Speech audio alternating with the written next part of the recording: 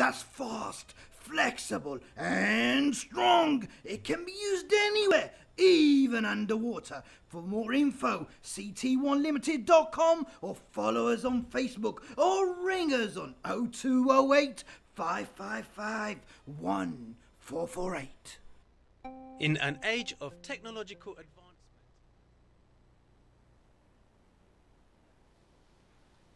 Assalamu alaikum wa rahmatullahi wa barakatuhu.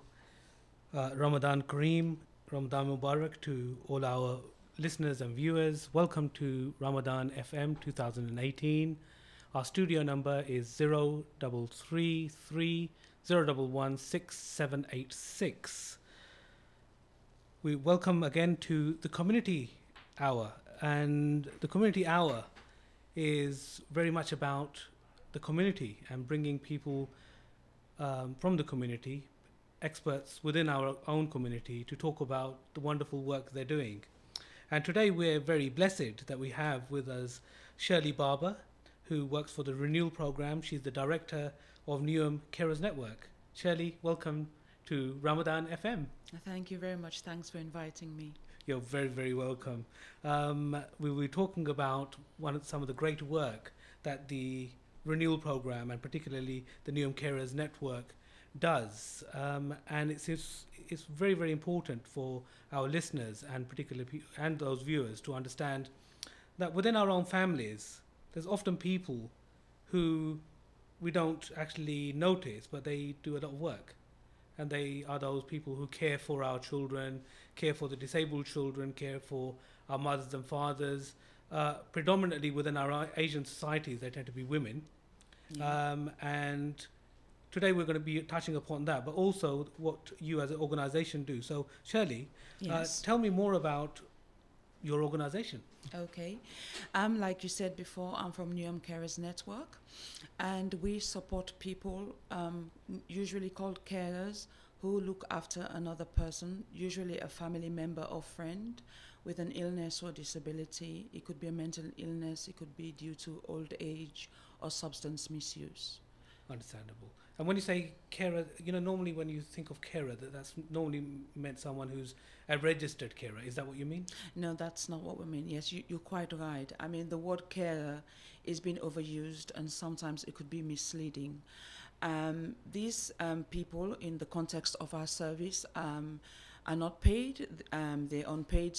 They do it voluntarily, and it's usually a family member or friend. So this is different to paid carers who are care workers, yes, who are paid to provide this kind of service. So it's predominantly someone within the family who's looking after someone within the family, basically. Yes, so it could be a parent of a disabled child. Yes. It could be, husband and wife, they're busy living their lives, and all of a sudden one of them has a stroke, for example, and the other person has to give up a lot just to care for that person, and to provide additional support, other than they would have. Understandable. Within families, particularly if we look at BAME, yes, families, and we're looking at black families and also the South Asian families, isn't yes, it not the case that that's expected anyway? Yes, I mean, what we find in our work is that it is expected within families, and sometimes when we try to work with such families, you do get a lot of resistance from other family members. But what we've done over the years, we try to highlight that there is support out there, and people can continue to do what they like in their families. It's not as if they're going to have 24 support. You can continue to care after or look after your loved ones, but there are additional supports to help you to make that role easier or better. So moving on then, what sort of services do you provide then? Okay, so we provide information and advice and advocacy. So information would relate to what their rights are as carers. Okay. So I'll give you an example. Say, for example, if somebody was a parent of a disabled child, and they sometimes will need help with applying for their benefits, the benefits that the child would be entitled to. Sometimes there will be a housing issue, so sometimes there will be inappropriate housing. So we might help them to write letters of support to the council and to get them to fill in a medical form. There could also be that they want additional support from social care. I mean, all carers are entitled to an assessment. It's the law that if you provide this type of care, then you should be assessed to look at your needs as a carer. Because it is not automatic that because you have somebody in your family with an illness or disability that you have to carry on that role. I mean, people do because they love their family members, but the social services should be able to provide some support which will be based on an assessment. So sometimes where we come in is that apart from getting people to know what their rights are, we will advocate on their behalf in terms of them getting the assessment for themselves as a carer and for the person they care for.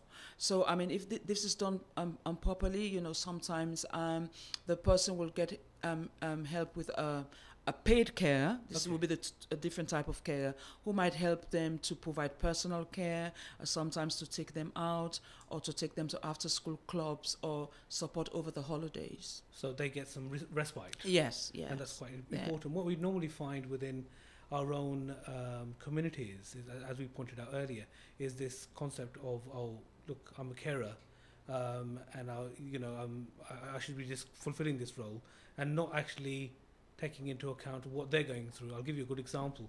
My partner, my wife, she's a carer. Yeah. And she looks after people in the community. So she is a registered carer. Yes. What she says to me, obviously, she goes and helps out the family between a certain time. Yeah. And the rest of it, obviously, the family. So normally one or two people take that responsibility. And what she finds, particularly those people who need a lot of care, she was speaking to someone recently, and she came back to me and was saying, actually the carer needs a carer. Yes. Yes. And that's what we were right, because what's happened is the person has neglected themselves so much that they think, oh, this is a duty, I've got to do this. And it doesn't matter if I'm unwell, if I'm about to die, it doesn't matter, I've got to do this. Until either the person dies or I die. Yes. I mean, carers in this context are known for not looking after themselves. Of course they don't. And actually, there are lots of carers who have their own health issues, high blood pressure, a lot of stress, sometimes mental ill health due to anxiety, depression, because of the situation, they find themselves in. Diabetes, people can go on with lots of these conditions without having a diagnosis themselves, because they've always put the needs of the person they care for, made that a priority and haven't looked after themselves. And sometimes carers become ill. You can have carers, they have things like cancer, and then obviously somebody needs to look after them. We've known carers, we've worked with carers who have died maybe due to a stroke, because they've lots of stress. They've had a lot of stress, caring for people. I mean, there are one or two carers we work with at the moment who've had a couple of strokes, which means now that their own needs are even higher than the person, they care for. And sometimes what we do, I mean, these people know where we are, so they can contact us because we've worked with them over a number of years. And as part of our work, we will kind of like make a referral to social services and work with them to make sure that they have support in place, because what you don't want is that families get broken up because they cannot care. So that for as much as is possible, we try and help them to get support services being put in place, which kind of like works for the family. Understandable. So primarily, obviously, we're in Newham, and would it be the case that your organisation only looks after those people who are living in Newham, or do you work outside that borough? How does that work? We're funded to work with carers in Newham, but also we could have people living in Newham who have carers who do not live in Newham. So for example, you could have an elderly person in Newham who's getting frail, but their daughter has moved out of Newham. Or the child has moved out of Newham. So they have a responsibility for this person. So if they need support, we can support them up to a point. Because some of the services in Newham are for Newham residents. But that doesn't mean we cannot provide them with advice and support. I mean, just the other day we had a call from somebody who lived in Devon, and they were concerned about their was her mother-in-law was living in Newham, and actually they wanted that they thought it would be easier for the mother-in-law to move to them in Devon, but both areas were kind of like saying, I'm not responsible, and the other person was saying, I'm not responsible. Okay. And then we were contacted, and to get them to put their heads together and just to see, and to provide some advice, what would happen on the steps that, they'll have to take for that to happen. Okay. So in that case, we will work, if somebody is caring for somebody or has a responsibility for somebody in Newham, if they're a carer, we can work with them. Understandable. And we know from experience that sometimes you arrive at a point with you've got disabled children, for example, or sometimes the caring responsibility is suddenly thrust upon you. So you find that someone within the family has become ill. Yes. And they've become excessively ill that they need that extra care. Yes. So if someone in that sort of regard, now, imagine that was myself, I would find that very, very difficult. How am I going to manage my life, my work around this, and I've got someone that I need to look after? So if someone arrives at that particular point, would they contact you? Yes. Okay. Yeah. It's not an easy place to be. Of course it is. And becoming a carer can change things for family like forever. Yes. Even though we're there to provide support, we can only provide support up to a particular point. We're able to tell people what their rights are, but there's a limit. We cannot take that caring responsibility away from them. And sometimes, as you mentioned, caring can just be thrust upon somebody where they have a responsibility to look after somebody. And these days, because you have people living longer, and also their advances in science, you find that sometimes people care for two people. They usually refer to as sandwich carers. Okay. So you can have somebody who cares for an elderly parent, and they also care for a child. Now that person in the middle, that is their life, right? They probably were trained to do something, they probably got a career, and now they have to make changes or give up that career because they don't have a boss, for example, who's understanding of the predicament they find themselves in. And then if they have to give up work, they're entitled, to benefits. Yes. Those benefits are never going to be enough. I'll probably be able to give them the lifestyle in which they kind of like envisaged before they became a carer. So sometimes people have to find ways of. It's very difficult for them to kind of adjust, to the situation that they find themselves in. But in the end, some people do, because at the end of the day, some people want to care for for their loved ones, even though I must say not everybody would prefer not to be in that situation. What you tend to find is that in some cultures, not all of them, they do know that they have to care for a parent, but not everybody factors that in mind as they're making their life plans or whatever. Yes. They do not factor that. Giving you an example, some time ago last year, I was dealing with somebody who lived in Australia and was worried about her parents in Newham, right? Okay. And she was very stressed about it. I could tell that, the only thing she'll have to do is to think about how she comes here, because she cannot keep telling people what to do. Yes. from Australia. There were elderly parents. The mom had dementia. The dad was getting elderly. They were well in their 80s. Yes. And she wanted all of these things to happen. And I can tell from her frustration that she knows she has to make this decision. So can you imagine that she maybe had this opportunity to move to Australia, set up a family, got a nice job or whatever, but probably had no plans to think what would happen when my parents got older. Yes. So sometimes, caring could be quite hard, and people have to make adjustments, unfortunately. No, I can see that. And sometimes you have to make very, very dramatic and very important and sometimes life-changing adjustments, as you pointed out. Yes. And that's not, just a one-off case. We know that it's a very, very difficult one, and decisions have to be made. Do you also help, because sometimes, we've got sometimes, particularly people from any community, to be honest, we sometimes, our heart rules our head. Okay, so what happens is we think we must be able to care for this person because obviously it might be a parent and they've brought me up for my life. But the other thing is sometimes, do you also have that conversation that might not be the best thing sometimes. Yes, we can have some honest and sometimes difficult conversations with carers, but we have to take the lead. Yes. I mean, especially adults, nobody has a responsibility to care for another adult, even if they're your parent. Yes. Or your loved one or your husband or whatever. I mean, only parents usually have that responsibility to care for their child. Children, yes. Even though you do find that parents of adult disabled children also see them as children, Yes. And not as adults, if you know what Yes, I mean. of That's my course. child. I'll care for them. How old is this child? They're 40. Yes. We do have people, for example, who are carers who are well in their 80s, Yes. sometimes 90s, who are still caring for adult children who are kind of like in their 50s Yes. and 60s with learning disabilities, and Yes. they're still, they're still their child. So I mean, yes, we can have that conversation, and this is why you can tell people about what their rights are, but we cannot directly advise people not to care. But sometimes it does come out in the conversation, Yes.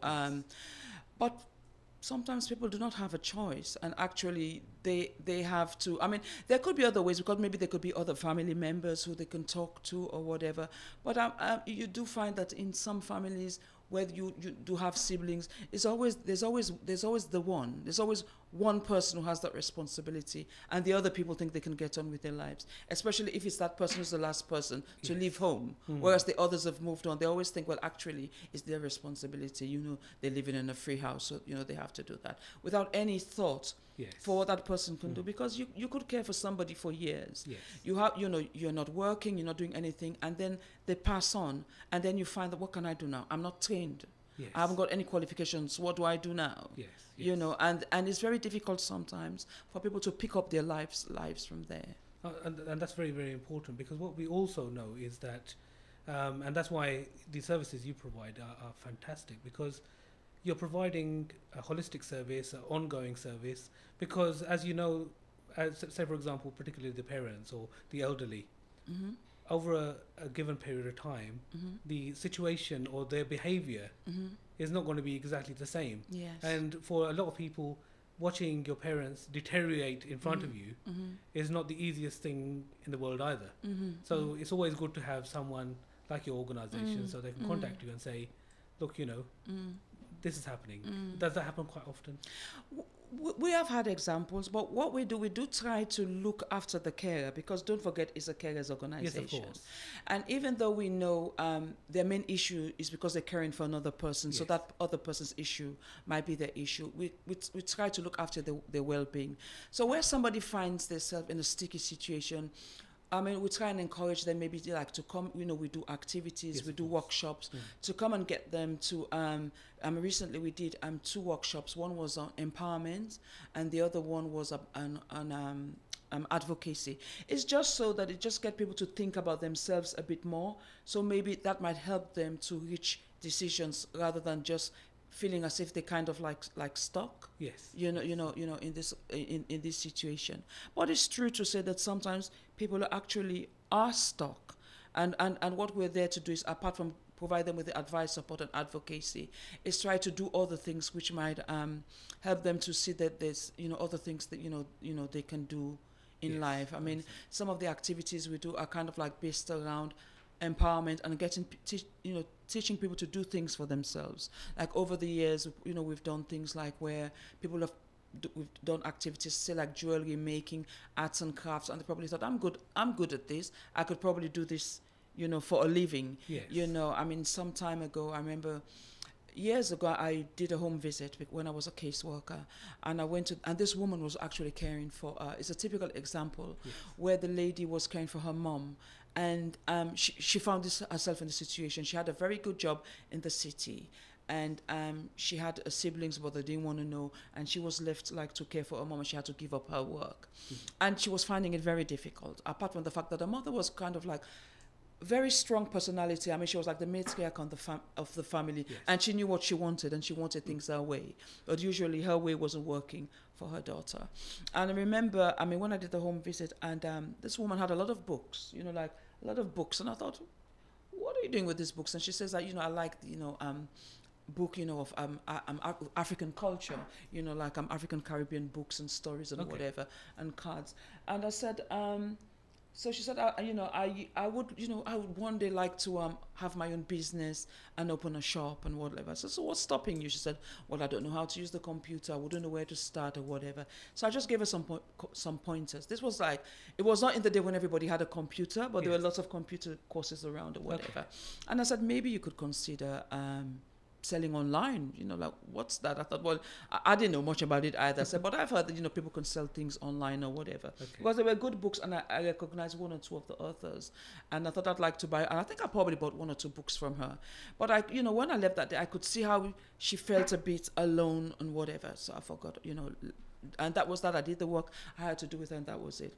About 18 months later, one day I walked into a shopping mall. I wouldn't say where, just in case she's listening. And then, like you see somebody and she looks familiar, and I thought, I know you. She said, I know you. She said, you don't remember when you came around? To cut a long story short, she'd opened a shop. Wow. In the shopping mall, and she was selling selling these books. I mean, I'm not going to take all the credit to say it was due to my advice, even though she kind of like alluded to that fact. Yes. But what I'm saying is that sometimes if people are able to see the bigger picture, yes. in this disadvantaged situation that you find yourself, yes. you can do something about it. So my guess would be that she had some support from with social services to help with her mom. Yes. Another sibling kind of like stepped in to help sometimes, and then she had this shop. I mean, I remember that sometimes the shop wasn't always open. Like yes, you'd go and say, I want to buy some cards from her. The shop wasn't always open. Yes. And it was due to her caring responsibility, because she was still a carer, so sometimes she won't be able to open at 10, which yes. was the advertised time or whatever. But she had that shop, like for a number of years. So I guess we are people first, and some of the things, we're people first with caring responsibilities, and as best as you can, it's about seeing how you can work with the situation that you find yourself in. People can do that. I am a carer myself, okay. And I have a son. It's going to be 29 this year with autism. Okay. If somebody told me this is what I would be doing in my life, I would not have thought so. I mean, I had other plans, and I was very ambitious of what I will do with my life or whatever. And then I became a carer. And then I used to work, like I was saying to you earlier, that I used to work in British Telecom next door or whatever. Yes. And, I even though my son had a disability, I continued working because I was in denial and things were falling down, around me. And I remember one day I went to pick up my son from nursery, and he'd actually pushed another boy over, whatever. Yes. And the nursery just said to me, you can't bring him back. And the day I walked him out of the nursery, I never went back to work either. And I became a carer, yes. and I didn't even understand the terminology yes. then. This was kind of like over 25 years ago. Yes. And I didn't understand that then. And then I started going to meetings, for example, where there were other carers group in Barking and Dagenham. There wasn't one in Newham, which was so strong, but others, and I saw parents were doing things for themselves. I thought, I like this or whatever. Yes. And then there was an opportunity in Newham. The council then was looking to support families with autistic children. Yes. And I used to go to these meetings or whatever. And then one day they said, we're running out of funding. You have to do this yourself. And I thought, I won't mind. And then a few other families thought the same, that they wanted to. And then I thought, okay, I'd like to be the secretary, because I don't know why I chose the secretary. Probably wasn't confident enough to say I wanted a higher post. And I worked quite hard, and we set up that group together, and we used to support families. And then we were known to the council, and then we used to be invited to attend meetings. If they wanted to do services for parents of disabled children, they will call me, and I used to attend. And then they were setting up Newham Carers Network. And then I thought, you know what? I think maybe somebody should pay me for what I'm doing, because I was doing this on a voluntary basis. Wow. Professionals used to give other parents, as soon as they had a diagnosis of autism, they used to give them my number. People used to call me, I would be at home having a hard time. Of course. But nobody knew this, you know. Yes. So people used to call me and ask for advice. And I remember there was a dad who called me like 10 o'clock on a Sunday night or whatever. And he was really like out of his depth, and I was really depressed that he's had this diagnosis, for autism for his son. It was like the end of the world, and I had to talk to him and say whatever. But the point I'm trying to make is that I kind of made something of the situation, and I started working for Newham Carers Network, and I was a caseworker. First I started working part-time, and then I moved on to full-time, and then I moved through the ranks, and now I am, the director. So, I guess it's what an ordinary person will do ordinarily, that Yes. is you want to improve your life, but you also have a caring responsibility. How can you work around that if it's possible? Yes. It's not possible for everybody. Not Yes. everybody are so inclined, but it's not impossible. There are lots of people who have made a career out of finding themselves in this situation. That's fantastic, and you've really gone through your own journey. So Yes, yes. Thank you very much for that. Yeah. Because I think a lot of people can actually resonate with that journey. Because, bringing up, because at that particular time, I would expect, because at the moment, there's a lot of information that we can find out, particularly Yes. about autism. We had a program very recently where we had a young lady, she was 7 years of age, and she talked about having 8 or 9 children who were autistic Wow. within the school. Now, one of the things we talked about at that particular time was, I'm a person from the 70s particularly, and at that time, if you had someone who was perhaps autistic, they were described in a very, very crude way. Yes. And the word that was used, and I remember there was a society, it used to be known as the Spastic Society. Yeah. And you were thinking, at that time, if you're autistic, you're just a difficult child. Yes, yeah. And for you to have gone through that journey to actually, bring up a child who was, who is autistic, and you're saying you're still, help. Yes, he's still living with me. Lucky you. Yeah, Fantastic. he's still living with me. Well, actually, it does feel like I live with him most of the time. Okay. But, because he's kind of like the boss of the house. He All gets, right, he okay. gets what he wants. It does have these carers that have keys to the door, Yes. so I have no privacy in my own home. So I actually do feel like I'm living with him, I must say. Oh, wow. Okay. But you bring a different dimension to it, because actually being a carer and then actually being a director of an organization which deals with carers, which says obviously a lot about yourself, because obviously not everyone is cut out for this type of thing. People would find it very, very difficult. Imagine someone who's in the financial sector or something like that. But we've seen people, as you said, earlier, that you've seen people who are doing, very, very successful in their own things, and suddenly moving into the field of carers because it's been thrust upon them. You arrive at a situation that you've got a person that you need to care for. How do they contact you, or do you contact them? Yes. It could be either way. We have lots of referrals from the statutory sector, social services, school. Throughout the year, as much as we can, we do outreach. We try to advertise our services so people know where we are. This is also necessary because sometimes the thing about information, it has to be given out at the right time. So if somebody doesn't need our help, they do not pay attention to that until they actually need our help or caring becomes a crisis. So people can refer to us. It's about them having the information, or about organizations they're linked to, giving them that information. On the New Council website, for example, our information is there because they fund the majority of our services. Okay. So our information is there. GP surgeries. I mean, we have these cards which we give out to organizations. Referral to us is very informal.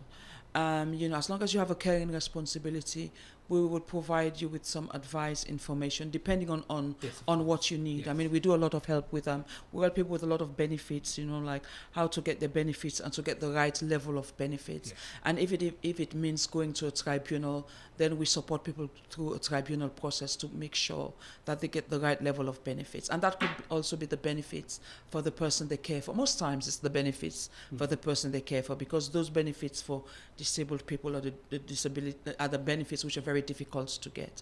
And that is like the PIP, or the personal independence payment, which is for adults, and the disability living allowance, which is for young people up to the age of 16, I think. Yeah. Okay. And that also includes that element that suddenly, if someone wants to apply for the carer's allowance, Yes. you can help them with that. Yes, we can help them with that. I mean, it's done online. I mean, even though it's pretty straightforward. Yes. But if somebody doesn't feel confident enough to do that, then we can help them with that. Yes, no, that's quite interesting. And the other thing is that obviously we're living in Newham, and which is such a diverse area as it is.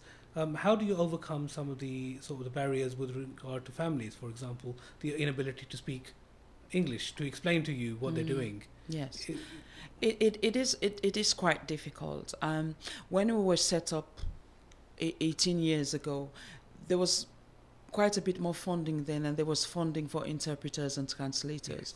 So where we couldn't find people within our team to do the, to speak those languages, because in our team at the moment we do have people who speak a variety of Asian languages, because the majority of the people who come to us are of Asian origin. Okay. So we do have people who speak, who do Punjab. We've got one person who speaks Bengali. So we do not have any issues actually with people of Asian origin, more or less. People from the Tamil community, that might be a bit difficult. So sometimes what we do, because there's no funding these days for interpreters and translators, we ask people, if they can come with, with a friend or another family member, as long as they're not a child. Okay. Whereas we try not to involve children. We do work with young carers. I can say a bit about that further on.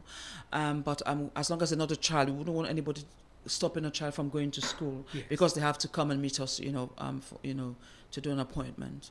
So, but in terms of other languages, I guess that's how we manage, to get by. Yes, in terms of, and sometimes it's very difficult also if you have somebody who's probably like deaf, where you need sign language, because having a BSL translator, or, could be quite expensive as well. So we try and explain our situation to people, and it seems to work. It's not always ideal, because NUM there are lots of languages which have been spoken in NUM, and on the odd occasion there's somebody comes, if somebody, wants, things like, somebody wanted like somebody from a Portuguese interpreter or whatever, yes, then you can find that, quite difficult. But most of the time we kind of like get by, because most of the people who require interpreting is kind of like an English. It's kind of like an Asian language. But I also must say that, what we also do find, apart from people not speaking English, there is also something to do with the literacy level of, like somebody's, yes, not literate enough to understand all of these systems, everything. Once you find yourself in this world, there's a process. Everything is a process. Social care is a process. Benefits is a process. Absolutely. So absolutely, sometimes it's quite difficult for people to get their heads around, and that can put them off. That can put them off, and then they kind of like, just go on and just try and manage their lives as much as possible. NUM, according to the last census, had about slightly under 25,000 carers. We think it probably could be about 30,000 carers. We tend to work with about 10% of those carers at one given time. So there are lots of people out there with caring responsibilities, who might not be getting help and support, even though we do know there are lots of them, yes, who do not want, yes, they think they're fine, they don't want anything to do with that system or whatever. They can do their benefit forms themselves, they don't need help from social care, and they're getting on with their lives, and they don't need the support. Understandable. So one of the things that you touched upon is obviously the numbers compared to what the figures are translated in NUM is quite different. Is it? Do you feel the case is that you're not reaching to those? The term is you use it loosely. It's used so often, but it's unfair, which is the hard to reach. Yeah. Is it? Do you think it's because of that? I'll give you a good example. Organizations such as the mosque. Yeah. Organizations such as community centers and other faith institutions. Do you think they've got more of a part to play? Yes. It's quite a few strands, responding to that. Of course. Because of the figures, yes, if we're reaching 10%, there's going to be loads more carers who would need support. Yes. But our funding doesn't stretch that far, so there's no way we'd be able to work with twice as many carers, for example. We do our best, because carers come on the list, and some carers get off the list. But it always ends up, and even national figures will tell you the same, that it's kind of like, carers come on and carers, and everybody seems to be around the same number of carers that they work with. But in the second part to your question, in terms of like mosques, all communities, centers, faith, religious organizations, everybody can play their part, because what we find is with information is that information has to be given on a continual basis. Of course. You know, so for example, I mean, next week will be Carers Week. Okay. What we tend to do is kind of like we use Carers Week to identify carers. Most times we go out there and we kind of like our numbers increase or whatever, and then we do not have the time or the resources to do it throughout the year, so we do not identify, as many carers. But I mean, another side of it, yes, of course, mosques, any religious organization, Yes. could do their bit. But one of the areas in which everybody's identified actually is that GPs can do their bit. Yes. Because everybody sees the GP. Yes. If you're caring for somebody, you're likely to see your GP. Yes, yes. So, I mean, if GPs came on board and were quite cooperative in terms of helping to identify carers, that will solve that issue of identifying carers. I mean, yes, our resources are limited. That doesn't mean we say to carers, no, don't come. We don't do that. But it would be nice to know that even though we kind of like can work with up to about 10% of carers in UM, it would be nice to go back to the council or whoever the funders and say, look, we've identified 50% of the carers. What are you going to do about it? Yes. I mean, so that would be good also. No, I think you've touched upon a very, very important point. First of all, obviously, the community organizations, religious organizations, at least going as far as creating some sort of awareness. The other thing you talked about, which is GPs. The problem I foresee with that, and I speak to a lot of GPs, and that in this particular centre, and I know at the Renewal Project, they run classes for people to learn English. Yes. Now, what they're finding is a huge number of their patients cannot actually speak the language of English. Yes. So there's obviously a gap between that. So, for example, how can you then expect someone to talk about, oh, by the way, I'm looking after my, siblings, or I'm looking after my elderly relatives, because you're not going to arrive at that point. So that's an issue in itself, and I think that's something which organisations such as yours would point out to local government and saying that there's some issues here. Yes, but I mean, I would also like to pick up on the bit about where you said, about the word care in this context. It doesn't translate into lots of languages and cultures. Yes. That is an issue in itself. Yes. When we started at the beginning of the interview, where we kind of like, said about, like people from, from ethnic minorities, Yes, or whatever. yes. I mean, they see that as their responsibility. Is that what you do is that you look after your Of course, parents, yes, and yes. you look after the elderly in the family. Yes. And you find that in a lot of, in the African culture or whatever, people are expected to look after their families. You would find, up to recently, it's hardly ever you would find people from those communities, say, in an old people's home or residential home, Yes. because families are expected to look after. So the word carer in this context, to say that, somebody would actually admit that they're providing this additional Yes, of care, course. but they don't do that. So that in itself is an issue. Yes. But I guess we live in the side of the world where everybody needs a definition or diagnosis of something. Yes. For you to get something, you need a diagnosis, isn't it? So Yes. for carers to get a service, you need to say, I am a carer. Yes, I am autistic. Yes. Or I've got mental health or whatever. There's nothing generic. Yes. You yes, know. Yes. So I guess, that is also an No, issue. you're absolutely right. Yeah. And having worked with so many people, so I was working in an organisation called Community Links, Yeah.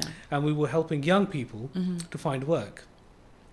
And I remember distinctly, we had this happen quite often, but one young lady, and I was speaking to her, and I said, you've got to find work, because that's why you're sent on the program to us. And she said, yeah, I'll go anywhere you send me. So I sent her to some interviews, and she failed. And she continuously failed going to the interview. And the fact was, it was actually my fault, because I hadn't actually spoken to her. Yeah. And that's the other thing. So actually listening. So GPs, listening. And you're right. No one sort of says, oh, I'm a carer. But from conversations, you're the person who's a professional. So after a little while, she said, by the way, I asked her, I said, why are you not attending the interviews? And she said, well, I'm looking after my mum. I said, oh, okay, so what about your dad?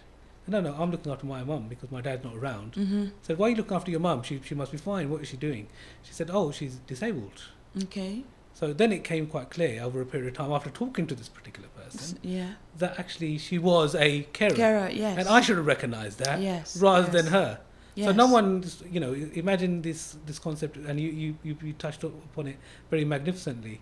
I've got learning disabilities. Yeah. That person's not going to walk up to you and say, oh, by the way, I've got learning disabilities. It's always other organisations and professional people Yes. to actually find that out. Yes. And that's quite important. So, obviously, this is obviously a learning for people who are in that professional capacities doing some great work for the community, but they actually pick up those particular things as well. From what you described, you're providing a fantastic service.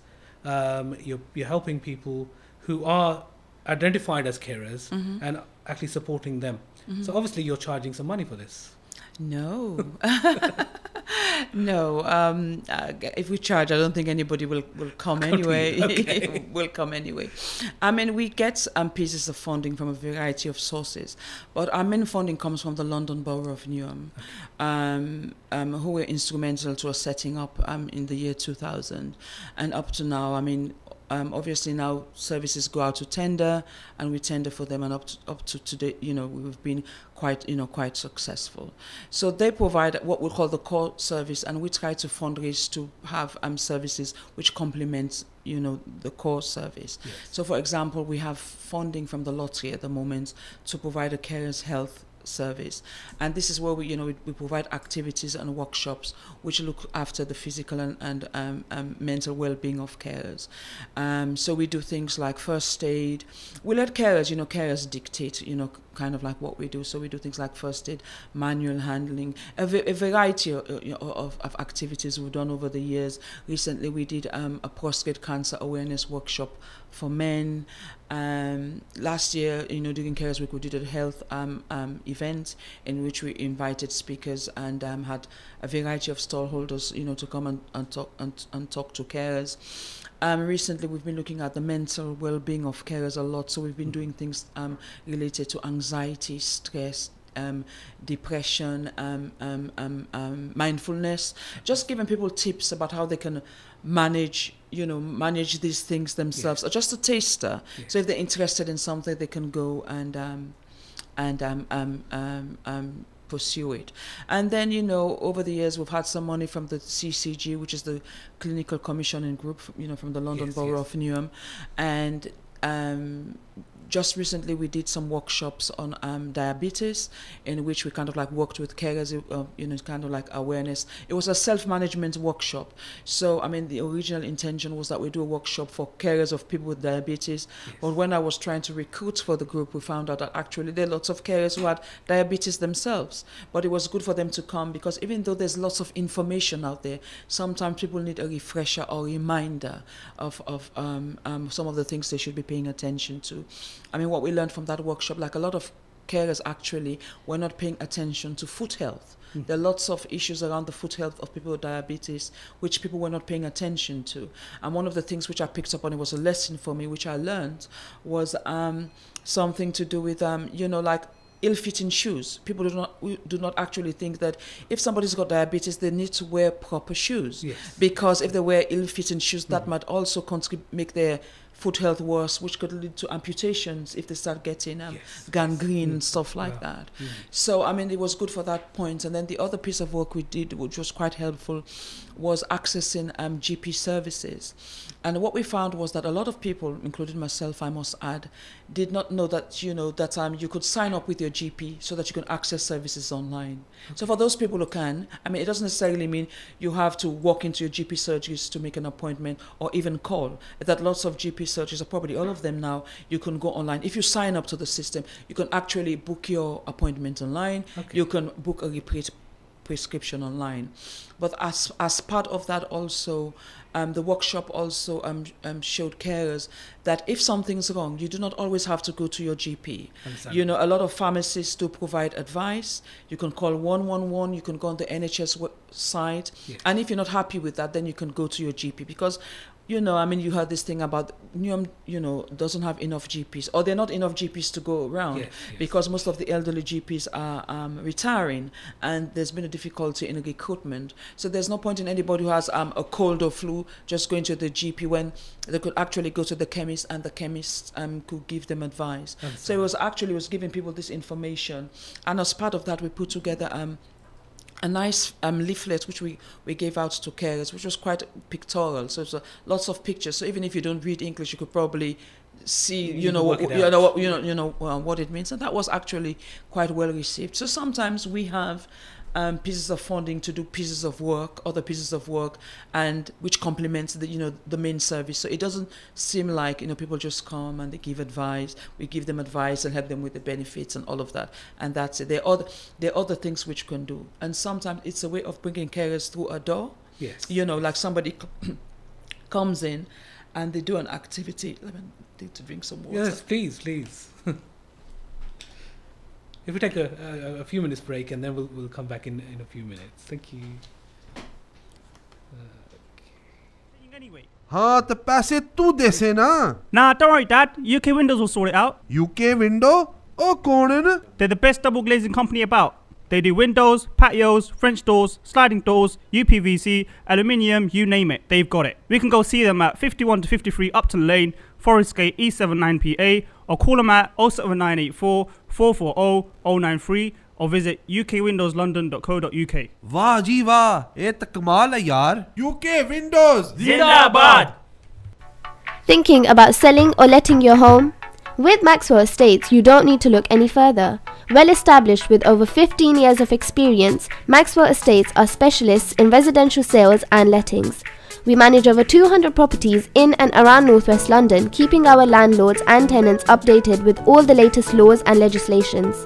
Based in Edgware, our experienced specialist negotiators always ensure we maximise the full potential of your property. Call us now on 0208 952 0808 for a free no obligation quotation, or visit our website www.maxwellestates.co.uk for further information. Maxwell Estates, the name you can trust. With over 25 years experience in the East London area, there's no better firm to rely on than Cameron Adams Century 21 when it comes to properties. Be it lettings, property management or sales, we can assist you to ensure you get the most out of your property. Contact us on 0208 558 2000 for a free, no obligation valuation, and watch us do what we do best. Grab your taste of luxury at Pink's Boutique. Designer brands like Hugo Boss and Armani to keep your style in check. Catering for ladies, men and kids, Pink's Boutique has it all under one roof. And we offer shipping worldwide, so get the look to fit your attitude. Visit us on our website at pinksboutique.co.uk. Remember, that's pnksboutique.co.uk. Or pop into our store at 302 Brentwood Road, Romford, RM2 5TA. Ramadan FM 2018. The voice of British Muslims. European University of Business now offering BA Business Management, MBA with specialisation. Our courses are regulated by UK Quality Assurance Agency and taught in a highly professional environment. Special offer for Ramadan FM 2018 listeners only. Please call on 0203 288 3143. Email info@universityofbusiness.eu. Solicitors in. You can expect a variety of services from us, ranging from family law, immigration, human rights, money claims, personal injury and many more. We are committed to providing you with the best legal advice suited to your individual circumstances. Drop us a call on 0203 500 8000. Our office is located at 62 Barking Road, East Ham, E6 3BP. Why spend summer in your room when you can fly off to your dream destination with facilities like car hire and hotel bookings? Well, Flight Masters have got you covered. We offer holiday packages, city breaks and flights at the most reasonable prices with the best provision of services. So why delay? Call us today on 0203 598 9938 or visit our website at www.flightmasters.com. dream of travelling to those blessed lands where the beloved of Allah was born? Does your heart yearn for Medina, the city of the beloved? If it is your time to experience a spiritual journey words cannot justify, then join us at Sam Travel and Tours and book your Hajj and Umrah packages today. We offer group and tailor-made packages for all your requirements. Based on Romford Road in London, for our last 10 days Umrah package, please call us on 0208 478 8911. Ramadan FM 2018. The voice of British Muslims. MR Accountants provide a full range of accountancy and taxation services, including annual and management accounts, self-assessment, tax returns, VAT, bookkeeping and payroll services to all different types of businesses. With our in-house chartered accountants, you can be guaranteed to save money. Contact us now on 0203 432 9138. कितनी बार कहा है कि घर को साफ रखा करो, मैं तो थक गई हूँ सफाई कर करके। उफ, ये कॉकरोच, चूहे, कीड़े मकोड़े घर में घुस आए हैं। कहाँ जाऊँ, किसको बुलाऊं? माँ, बहन, बीवी और बच्चे, किसी को भी इंसेक्ट्स नहीं लगते हैं ये अच्छे। So don't worry, I'll call City Pest Control. Deal with cockroaches, mice, rats, bed bugs, fleas, flies, all types of insects and rodents. 0203 633 0080 or 0770 279 8808. www.cpestc.com. City Pest Control, large enough to cope, small enough to care. All our technicians are British Pest Control Association qualified and we are regulated by the Royal Society of Public Health. This Ramadan, visit Al Akbar's for all your meat and poultry needs. We buy only the highest quality meat and are HMC registered. We've got some amazing offers on all our products this Ramadan and we provide free local delivery for all our customers. We also cater. Assalamu alaikum wa rahmatullahi wa barakatuh. Welcome to Ramadan FM 2018. We just have a few more minutes with Shirley. You'll be glad to know she doesn't need a carer and she survived. Glass of water, and that's what she needed. Before we went on break, we were talking about this this concept of people who do actually provide that care. Obviously, they're not, it's not a title that is given to them, but they do provide a fantastic service. One of the things that is important to highlight here is that these people who are caring for their loved ones, whether they're receiving some sort of benefit or not, they're providing such a valuable service to the community, but probably even bigger than that, to the whole country, because we know that the cost for the government providing care for people who need it is astronomical. Yes. And the figures keep going up year on year nationally. Yes. I think at the last count, I can't remember now because I haven't checked, for a long time, but it was running into 800 and something million or billion even. Wow.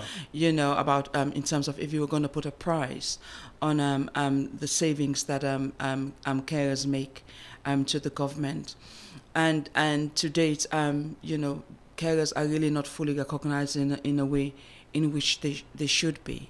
Yes. We're going through hard times. There are budget cuts, and there are also cuts, to services that people can get, and including carers.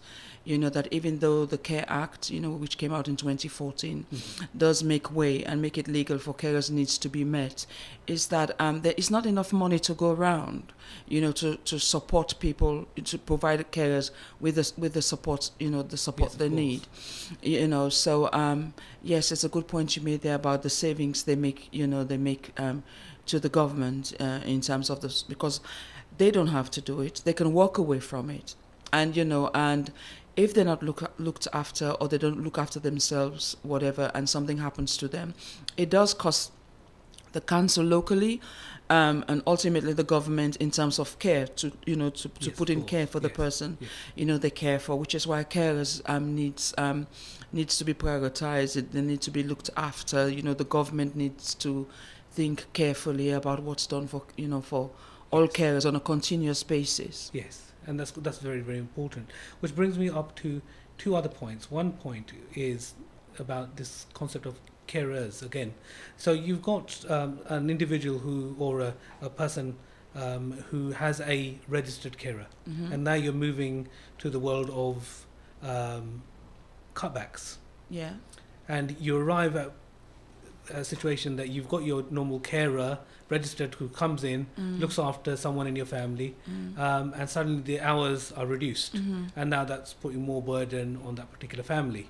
So I take it that person could probably contact an organisation like yours and say, I'm going through this, social services or whoever has decided that now I need to find more time to provide that care. Yes, I mean, we could provide advocacy, you know, between, you know, on their behalf with the council, because, you know, sometimes there's a lack of information, a lack of understanding, or the carer themselves have not fully explained, I mean, the impact it's having on them. And once a good case has been made with the council, you know, sometimes the council will review, you know, their situation, because on the offside, sometimes their carers were provided with the service and sometimes they do not fully utilize the service. So it's about having that balance, you know, in terms of, you know, because they need to make their books balance in terms of funding. So, but yes, it's something we know we can provide in terms of, like, you know, advocating on their behalf and putting across, you know, their case and making a case for them. Because sometimes, I mean, people do not, you know, there are roles that which carers will undertake, and sometimes it's so normal to them that they actually do not see it as an additional issue. But you can have somebody, you know, you from when you wake up in the morning until you go to bed at night, you're responsible for another person. Yes, of course. You know, I mean, so you're doing all of that, and sometimes you're even neglecting your own needs because you're caring for another person. And sometimes it's for more than one person. There are people who have 2 or 3 children with disabilities, and they have to do everything for them, you know, and that is a lot as well. So, but they don't know how to make a case, you know, in terms of, so that, you know, social services can see actually the impact that it's having on them or what needs to be done. No, that's very, very important, because I know from experience and the people that I meet who are carers who actually go through that. And the other question, and whenever I've referred to your organisation, this one is the one that always comes up, and that basically is that I was receiving carers allowance, and now the person I'm caring for has been assessed by someone from outside, probably someone from the Department for Works and Pensions, and it's been determined that actually they don't actually need that care anymore. They're quite well, i.e. comparatively, or they're fit enough for work, or they're fit enough for ESA rather than this type of benefit. I know that your organisation provides support in that as well. Yes, so, we do. you know, you talked about it earlier with regard to tribunals. So, up to what point do you help? What's the support you provide? In terms of benefits, we go all the way. Yes. You know, we go all the way until the kind of like win or lose at the end. Yes. And if not, we start again. Yes. You know, we start again. Of course, you know that happens sometimes. Again, it could be that the form was not filled in well the first time. Yes. So I don't know who would have done the form, but you know, sometimes there's an art to doing these forms. You need to know how to answer those questions. A lot of people don't understand is that it's not enough for you to have a disability or an illness. It doesn't guarantee that you're going to have a benefit. You need to fill in those forms because you have to prove how that illness or disability affects you or the person you care for. You need to put everything down, and sometimes people can leave things out. Again, some of those questions could be quite difficult. There are some questions like, how far can you walk? And like 50 meters, whatever. An average person doesn't know what 50 meters is, you know, or what, you know. So some people just, just put the list thinking it's far. And then when you go to tribunal, think, well, you said you can walk 50 meters or whatever. So sometimes that's where we come in, because we do have these calculations, you know, in the office where we know, I mean, how much is the distance, like the size of a bus, 5 buses, 10 buses, or whatever. And also the kind of like tricky questions, which could be, how long does it take you? You know, I mean, because like, for example, if you ask me, can I walk down to Romford? To Ilford, say, for example. Can I walk to Ilford? I can walk to Ilford. Maybe it will take me 20 minutes, but it probably will take another person an hour and a half. So the question is not going to be yes, you understand, but it's going to be, yes, I can walk to Ilford, But for somebody who's having difficulty, but actually it's going to take me an hour and a half because I have to stop every 5 minutes and have a sit down, or 10 minutes and have a sit down. Yes. I have to take a breath or whatever. Somebody can just walk briskly, you know, to Ilford. So it's kind of like you need to put in those bits in there when you responding to those questions, because the person on the other side who's making that decision, yes, they don't know you, they haven't seen you, unless, you know, when they do the assessments. But on the basis of what you filled in the form, they have no way of getting the true picture, yes, unless that form has been completed, you know, correctly. You're absolutely right. I used to work for the job centre. The completing any form requires a degree in art, you know, and how to actually put that information in to understandable writing, and so actually making a case. So the organisation that you know actually prepares people, and I know New Carers Network, they do that, because sometimes I've referred people at that last stage. So it's not the case that the person has to be with you as a registered carer. Even if someone contacts you at that last stage, you can help them as well. Yes. And that's very important. We're moving towards the end of the program, and obviously one of the things you talked about, which is the Newham Carers Week. Yes, yeah. Well, actually, Carers Week is a national event. Okay. Every year, in the middle of June, there's a week which is dedicated to carers nationally, and that's been happening for, I don't know, many years now. Yes. And this year, we're having an information event on the 13th, which is next Wednesday, I think the 13th of June, at St. John's in Stratford. So it's an information event, it's a drop-in. So if anybody is, if somebody, one of your listeners today have viewers, viewers have identified themselves as such, and they require any help or advice, they can drop in and we can provide them with some advice. We're going to have a Did You Know That corner, which is probably going to deal with all of those things that we think carers should know, and some of the things they don't even know about. So just kind of like give them some kind of like tasters. And then we're going to have some other stalls as well. So the London Borough of Newham are going to be there. So you're going to have somebody from adults services. We're going to have from children's services. We're going to have the community link workers who you see working in the local hubs, and because they do lots of activities as well. Yes. They'd like people to sign up to their events. There is a health event the following week that they're organising at the town hall in Stratford, so they'd like to advertise that as well. We're going to have people from ELFT, which is the East London Foundation Trust that deals with mental health. We're going to have Subco, we're going to do a stall there, which is provides support to Asian elders. Yes. We're going to have Voiceability. They provide advocacy to adults with learning disabilities and other pieces of work. We're going to have Money Walks there to talk about money issues. We're going to have somebody stall there on prostate cancer. We're going to have another stall there about an organization that supports people with substance misuse. Yes. They're based in Canning Town. We're going to have Shared Lives who provide respite, type of respite arrangements for people.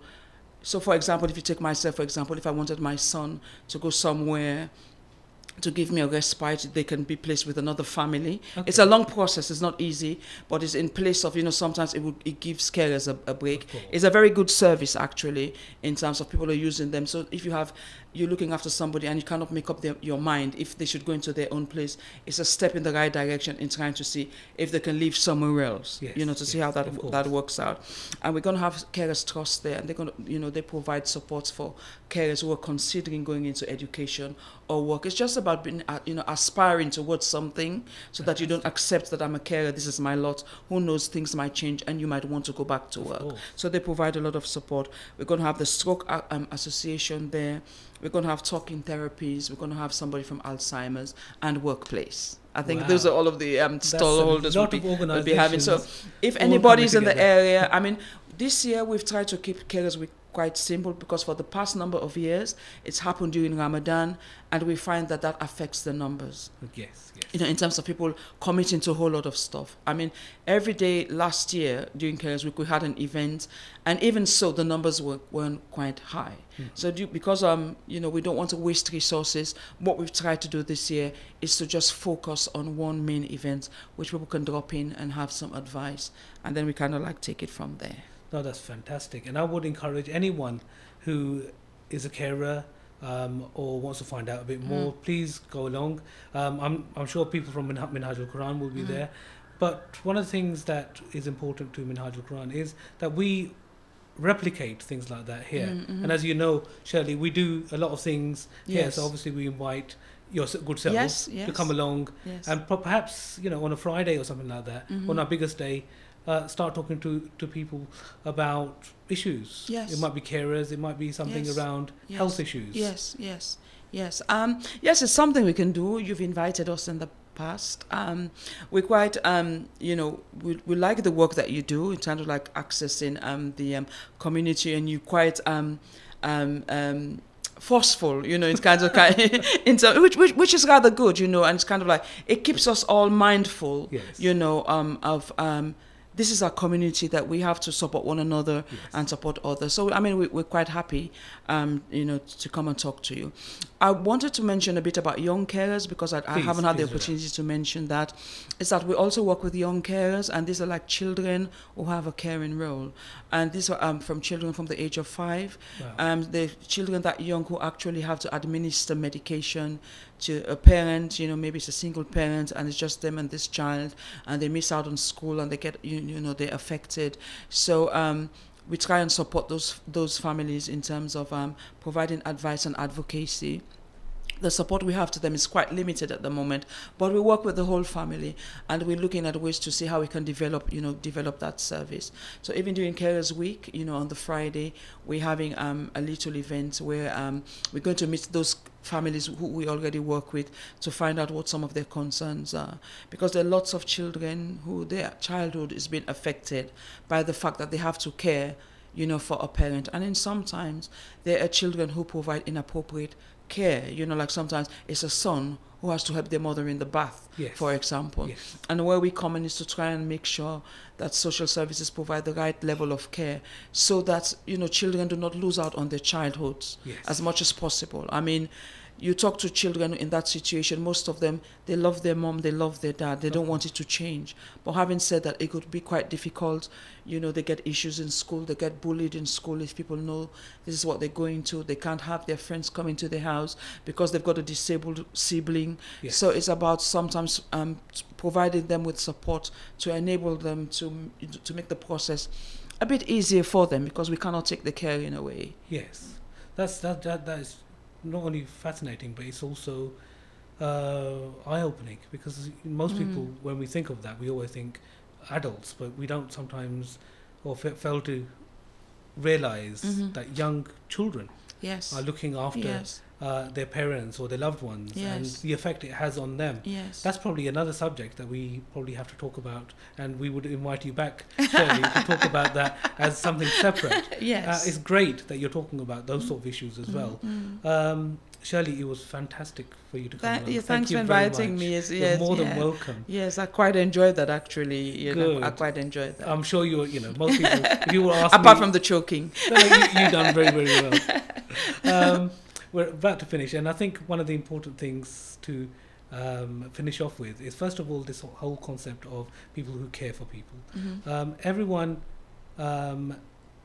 who is actually providing that service has to be recognized that they're doing some fantastic things.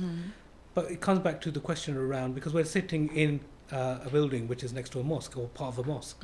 I think religious organizations, other organizations have to play a big part, and you talked about all these organizations that are going to be on Wednesday.